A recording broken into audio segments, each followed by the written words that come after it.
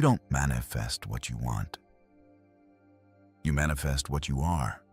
Every part of you is in that signal, not just the confident, optimistic self you show the world, but also the fear, the shame, the anger, the unresolved wounds you've buried so deep you pretend they don't exist.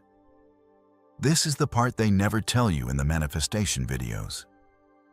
The danger isn't that manifestation doesn't work. It's that it does. When you focus intention without first integrating your shadow, you don't just project your dreams into reality. You project your wounds. You amplify the very patterns you're desperate to escape. The same unconscious forces you've been running from get woven into everything you create, until the thing you manifested starts to feel just like the thing you wanted to get away from, because the universe isn't responding to your wish list. It's responding to your whole being.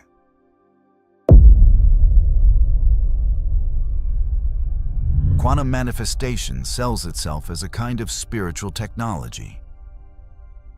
Change your thoughts, and you change your reality.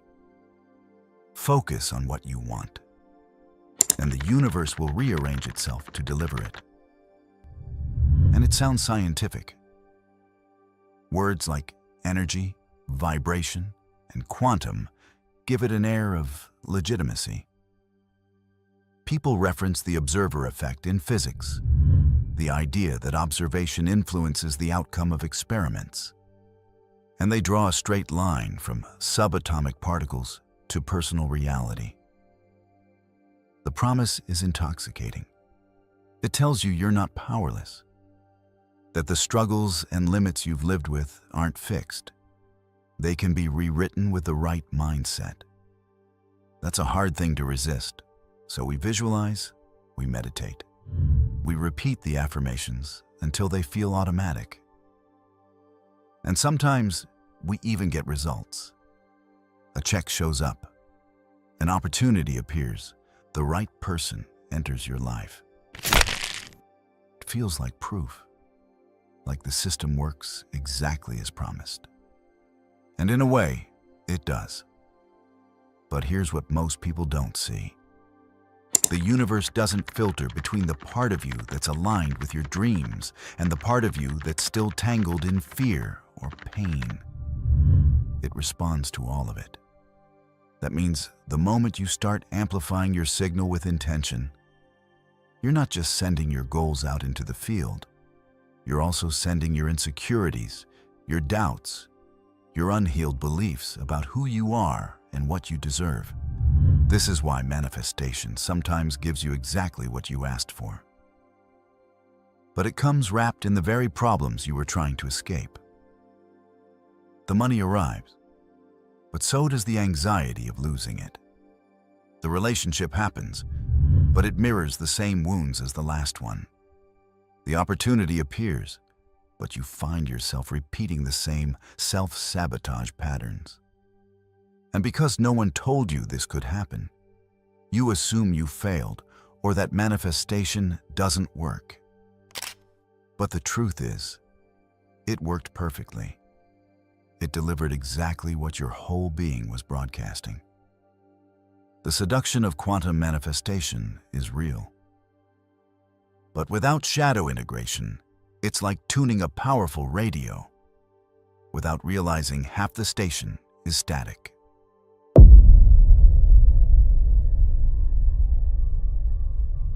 Carl Jung said, "Until you make the unconscious conscious, it will direct your life and you will call it fate." This is the missing variable in almost every manifestation teaching. They focus on the conscious layer, your goals, your desires, the image you hold in your mind. But your conscious mind is not the only one sending the signal. Beneath it is the unconscious, the vast storehouse of your memories, beliefs, fears, and suppressed emotions. The unconscious isn't just a passive vault. It's active. It shapes how you interpret the world, what you notice, what you filter out. and how much you believe you deserve. It's running, always. Even when you're repeating your affirmations or visualizing your perfect life. And here's the catch. Your unconscious mind doesn't care about your vision board if it contains ideas that contradict its core programming. If you consciously say, "I want abundance," but your unconscious carries the imprint, "Money is dangerous," or "I'm not worthy of wealth," those hidden beliefs will bleed into the signal you send out. In quantum terms, this isn't mystical, it's coherence. A clear, consistent signal creates clear outcomes. A conflicted signal creates distorted ones.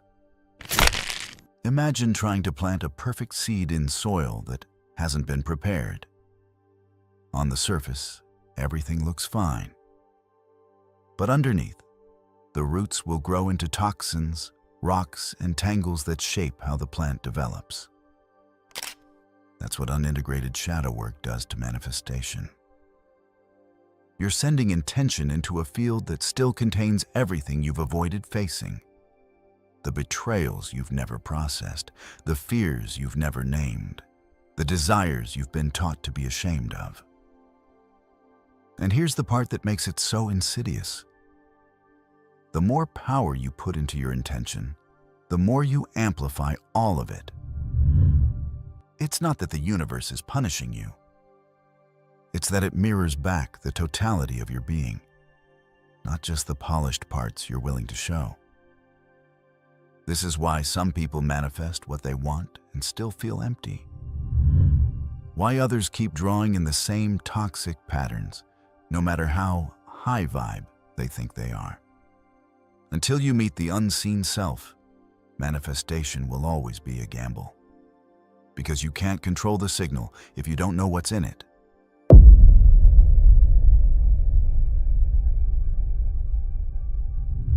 When most people think about manifestation not working, they imagine nothing happens. They think the universe ignored them, or the technique was flawed. But more often, the opposite is true. The universe did respond, just not in the way they expected. You manifest the new job, but it comes with the same toxic dynamics you swore you'd escape. You manifest the partner, but they trigger the same abandonment wounds you've been running from. You manifest the money, but it evaporates faster than it arrived. This isn't random bad luck. It's your unintegrated shadow woven into the outcome. In quantum manifestation, your intention acts like a transmitter. It broadcasts your vision into the field, but it doesn't filter out the interference. If fear is part of your internal signal, it gets amplified. If scarcity is buried in your beliefs, it shapes how your abundance arrives. Think of it like tuning a radio to your favorite song, but you're broadcasting static at the same time. The music plays, but it's warped, distorted. This is where the danger lies. Most manifestation teachings encourage you to turn up the volume. More visualization, more emotional intensity, more repetition. But if you haven't cleared the static, all you've done is make the distortion louder. This is why powerful manifestors can also create spectacular chaos. They have learned to focus energy, but they haven't learned to integrate the parts of themselves shaping that energy. And here's something the ancient traditions understood far better than most modern self-help. Before you work with powerful tools, you purify the vessel. In magic, this meant cleansing the space, setting the circle, aligning intention with integrity. In quantum manifestation, the space is you.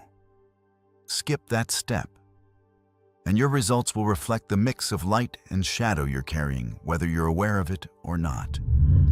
This is why so many people keep manifesting the same lessons over and over.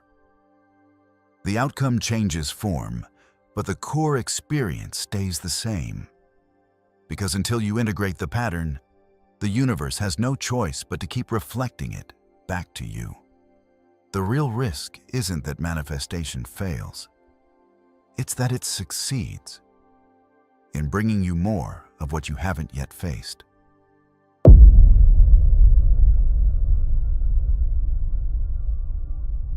If manifestation is the art of broadcasting your inner state into reality, then shadow integration is the work of tuning that state until it's coherent. This is where most people get it backwards.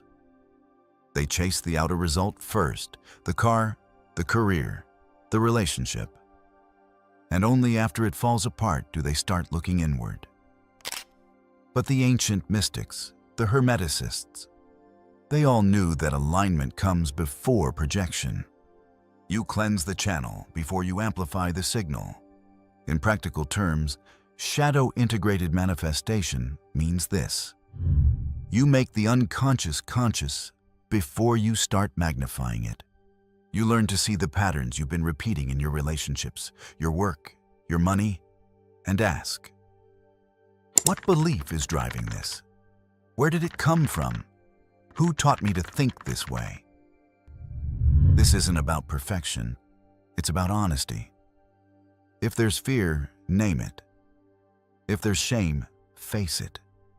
If there's a part of you that doesn't believe you deserve what you're asking for, bring it into the open. Because the moment you acknowledge a shadow, it stops controlling you from the dark.